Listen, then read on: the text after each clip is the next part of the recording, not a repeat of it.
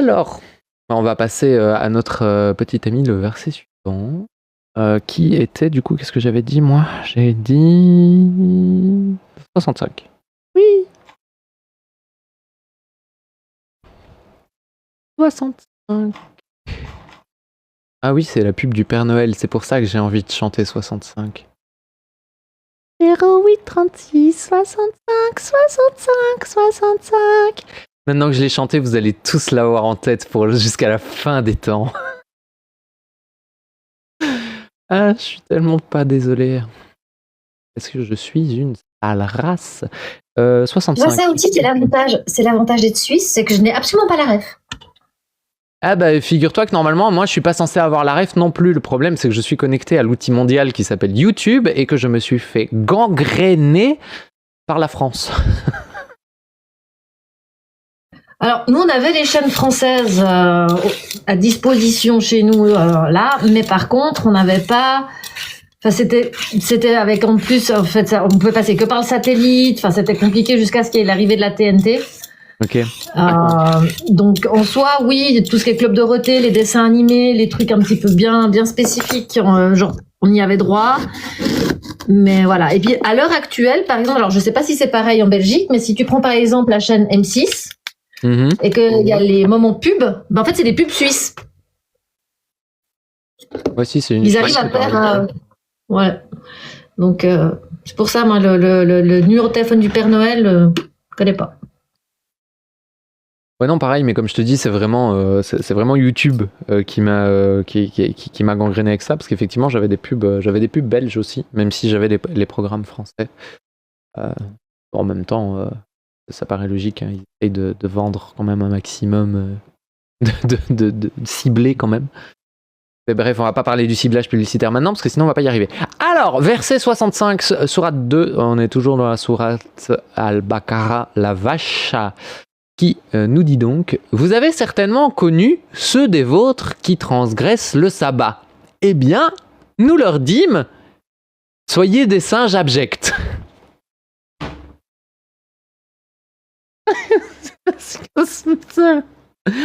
Et c'est pas ce qui est écrit chez Ibn Kathir. Chez Ibn Kathir, c'est beaucoup plus drôle.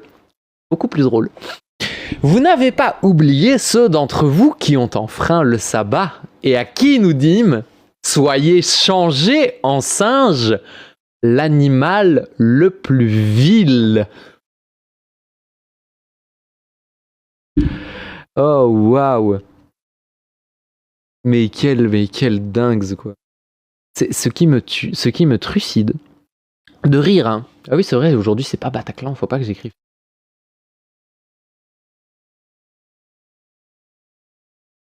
Aujourd'hui, Kathir, voilà. Alors, justement, moi qui n'arrête pas de dire que je suis un grand singe, en fait, on est des grands singes, hein. Nous sommes des grands singes. Vous, être humain qui regardez cette vidéo, à moins que vous soyez un chat en train d'essayer de conquérir le monde, nous sommes des grands singes. On est tous des grands singes. On fait partie du monde animal, même si ça déplaît à beaucoup de gens, mais on est des animaux. Et en tant qu'animaux, nous faisons partie de la famille des grands singes. Et donc dire que les singes sont les animaux les plus vils, ça me... J'adore le concept, quoi. C'est super drôle. C'est méga drôle. Mais du coup, qu'est-ce que ça raconte, cette histoire? Parce que... Mais Dieu est un troll, hein, c'est pas possible. Mais oui. Oui, c'est du troll. Si, en fait. Je comprends vraiment très bien, et je crois qu'il est un peu là, mon problème. C'est que justement, je comprends. C'est un niveau de trollisme, mais c'est un génie que moi-même je ne puis comprendre. Par contre, c'est long. Les exégèses, c'est long. Qu'est-ce qu'on ferait pas Mais qu'est-ce que je ferais pas pour me cultiver, là, je vous jure. C'est ça qui est beau. À chaque fois que je fais de la lecture coranique, je me retrouve avec le même constat. Ce que je suis en train de faire là, c'est mon passe-temps pour m'amuser.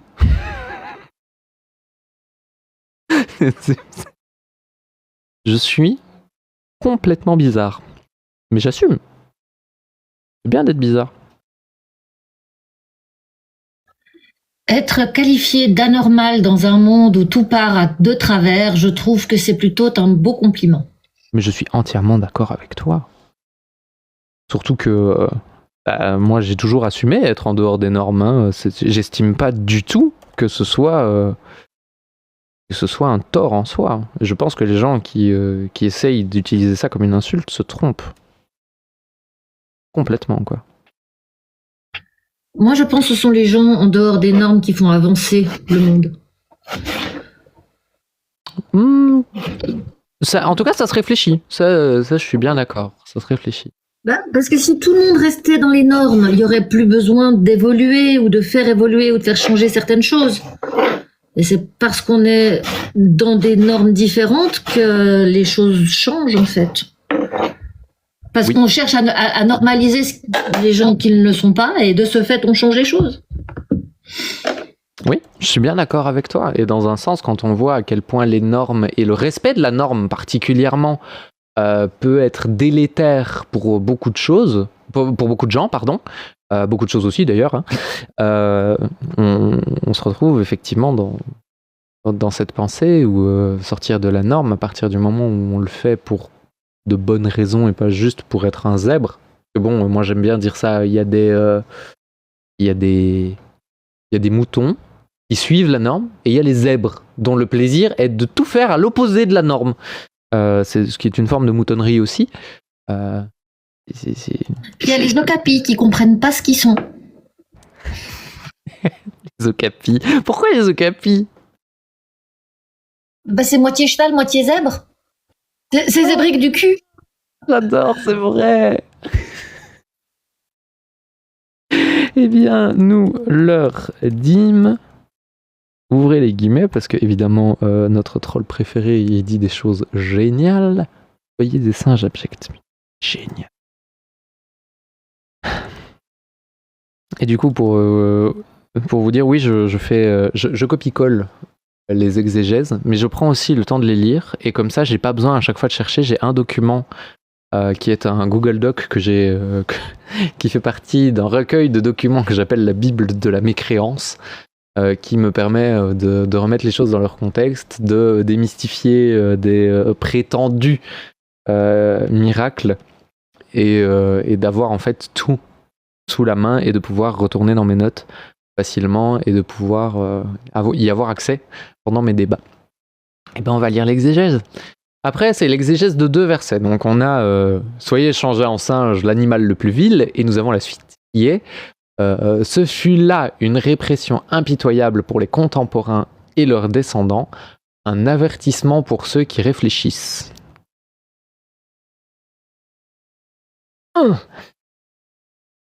Un avertissement pour ceux qui réfléchissent. Est-ce que réfléchir, ça veut dire qu'on doit comprendre ? Parce que moi je réfléchis, hein, mais je comprends pas. En tout cas, ça veut dire qu'on doit essayer de comprendre. Et le pire, c'est que dans la version du Coran que j'ai, il est pas du tout écrit ça, quoi. Il est écrit...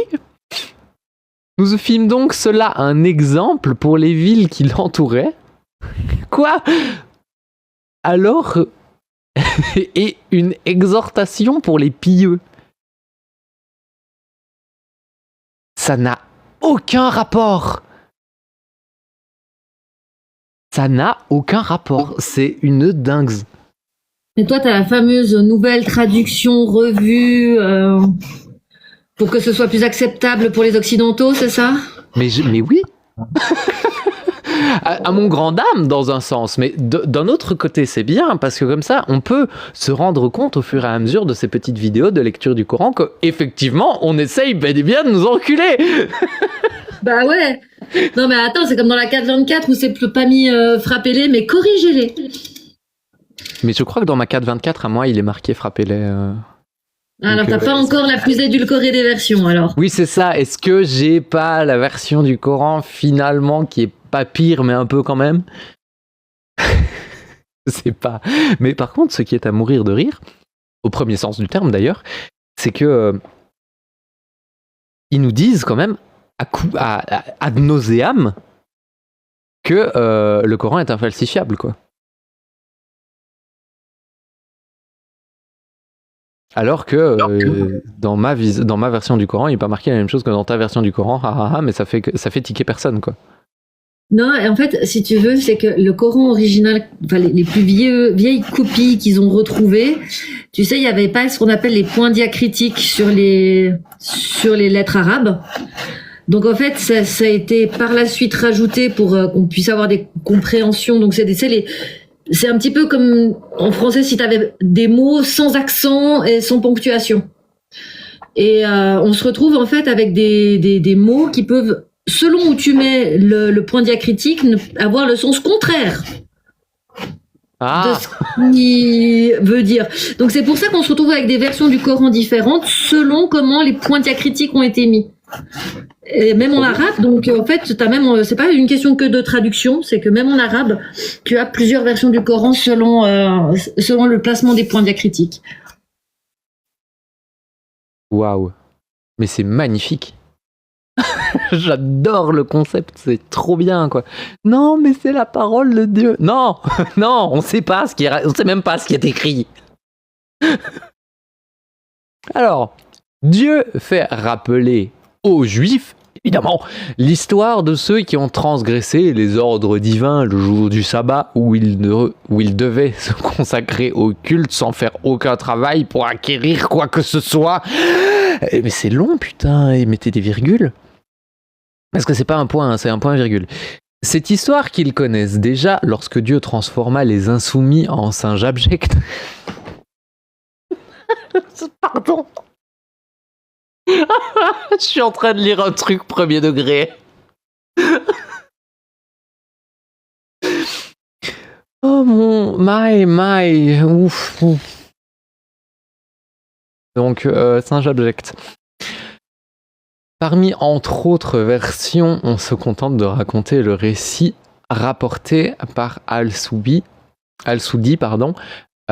qui a dit en interprétant le verset précité, Dieu avait interdit aux Juifs de travailler le sabbat. Les habitants de Haïla, une cité établie en bord de mer, usèrent de ruses pour capter les poissons qui affluaient en abondance.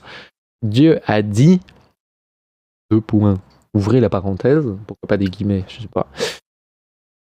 Et interroge-les au sujet de la ville qui donne sur la mer, lorsqu'on y transgressait le sabbat, que leurs poissons venaient à eux, faisaient surface au jour de leur sabbat et ne venaient pas à eux le jour où ce n'était pas le sabbat.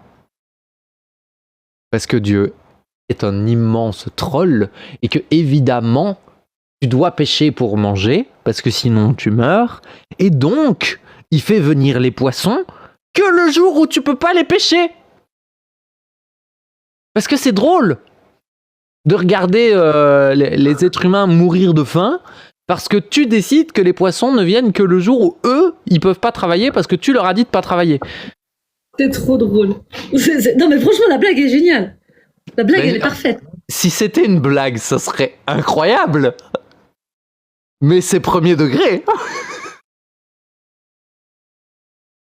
Non, mais moi, je te dis, ma théorie, quand tu entends toutes ces religions, que tu lis toutes les... Là, pour moi, Dieu est un troll, et c'est juste si tu te laisses pas faire, que tu arrives là-haut devant lui en disant « Ah bah putain, tu nous as bien fait rire, mais à aucun moment on a cru ce que tu nous as dit. » Ils vont vous dire « Bravo, vous avez de l'esprit critique, paradis. » Non, mais c'est pas possible. C'est la seule explication, si on veut admettre l'hypothèse d'un Dieu qui envoie une parole, c'est la seule explication. Et ça me plie en deux, quoi. Je trouve ça d'un cynisme. Et encore tout à l'heure, quoi. Encore tout à l'heure, j'avais un gars, un jeune, qui me disait... Mais oui, si, c'est le plus miséricordieux des miséricordieux, mais il te donne pas le poisson dont t'as besoin pour vivre, sauf le jour où tu peux pas le pêcher. Non, c'est pas de la miséricorde, c'est du sadisme. Oh my. Lorsque l'un d'entre eux désirait les poissons, il creusait un fossé et un canal qui le liait à la mer.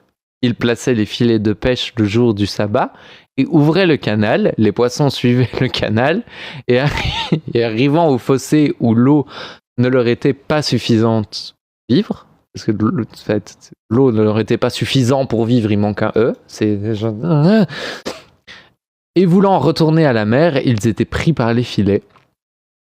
Le dimanche matin, l'homme les prenait. Chacun de ces juifs racontait aux autres qu'il avait fait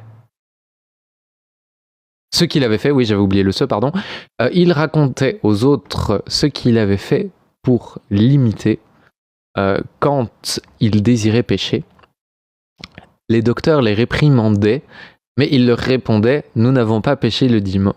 Nous avons péché le dimanche et non pas le sabbat. Les docteurs de répliquer: je vous jure que je lis ce qui est écrit, mais vous avez tout préparé et ouvert les canaux le sabbat. Ils se persévéraient dans leur ruse, d'accord, et certains parmi eux disaient à leur sujet: pourquoi exhortez-vous un peuple que Dieu va détruire ou punir d'un terrible châtiment? D'autres ajoutèrent: c'est pour avoir une excuse devant leur Seigneur et parce qu'il se peut qu'ils craignaient Dieu. Peut-être. Sur ces entrefaites, genre, qui que ce soit a compris quoi que ce soit à ce que j'ai lu. Les soumis d'entre eux refusèrent de vivre dans la même cité avec les insoumis. Ils divisèrent la ville en 2 parties en construisant un mur qui les sépare, et chacune de ces 2 parties avait sa propre porte. Un jour, les soumis ouvrirent leur porte et celle des insoumis demeura fermée. Étonnés par ce fait, ils escaladèrent le mur et trouvèrent les autres transformés en singes. Oh bah, merde alors! Ils leur ouvrirent la porte pour les laisser partir là où ils voulurent, les singes. Ceci explique les dires de Dieu. Non, quand ils se montrèrent insolents dans leur désobéissance, nous leur dîmes: soyez changés en singes abjects.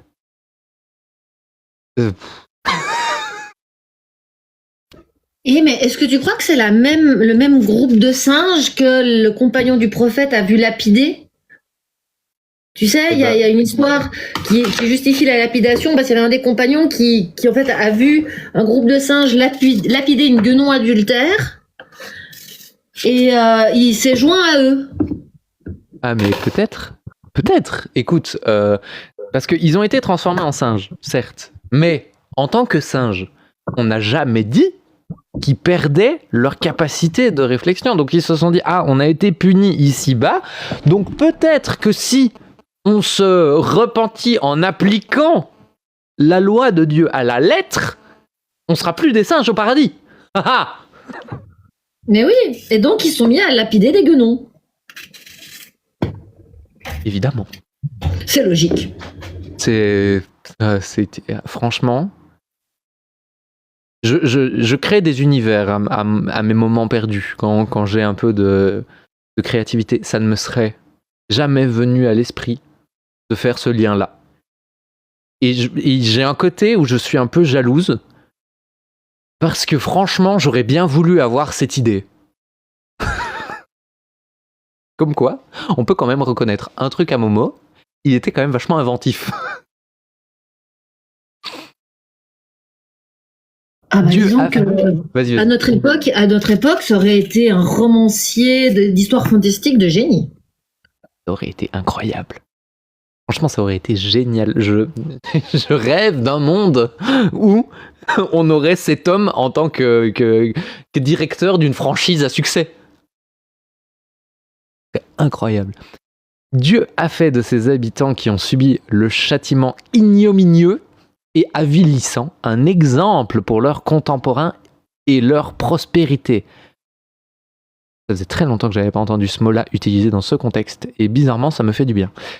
Comme il l'a dit dans un autre verset, quand il a châtié d'autres cités, nous avons anéanti les cités qui se trouvaient autour de nous, nous leur en avions cependant adressé nos signes. Ah ouais, il y a ma dyslexie qui a voulu dire nous avons adressé nos singes, hein, mais je me suis quand même retenu. Peut-être serait-il revenu. Ce châtiment a été cité montrant ses causes afin que les hommes réfléchissent. Quoi ? Attends, Dieu a envoyé des signes. Oui, mais je pense que c'est des signes qu'on peut pas attraper. Ah, c'est pas l'oiseau blanc qu'il y a souvent sur le lac? Je pense pas. Hmm. Peut-être. Je sais pas. Je sais jamais quand c'est littéral ou quand c'est pas littéral. Et là, c'est pas expliqué.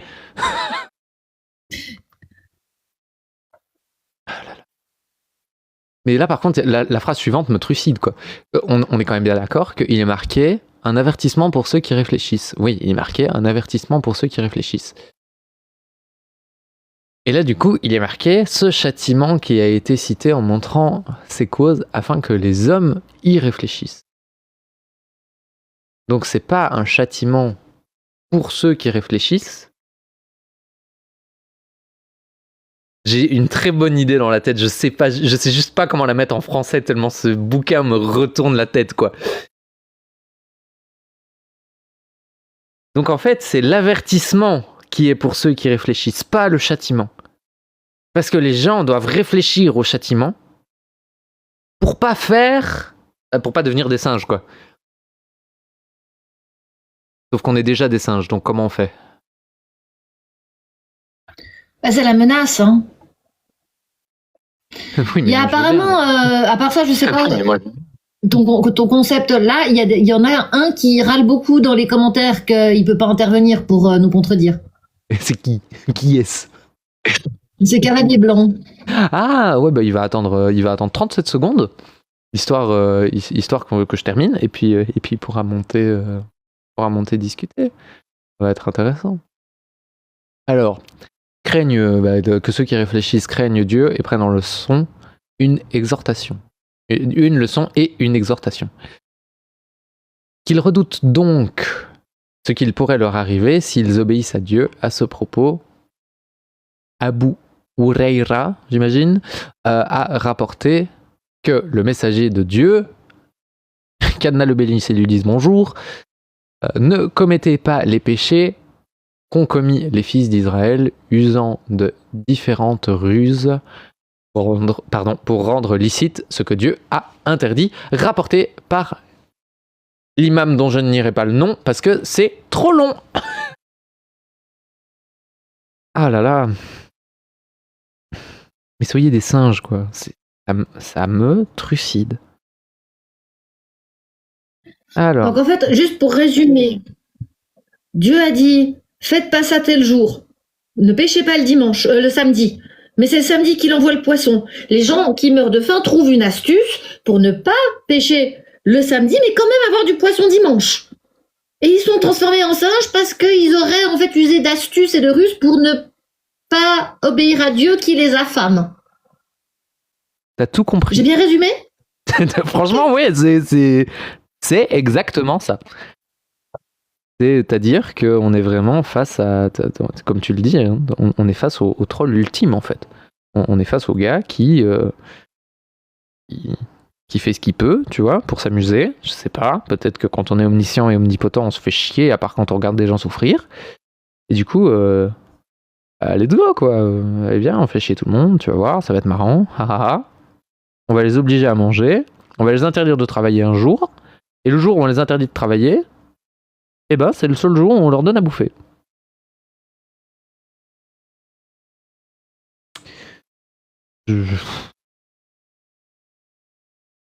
Mais franchement, j'ai rien à dire, quoi.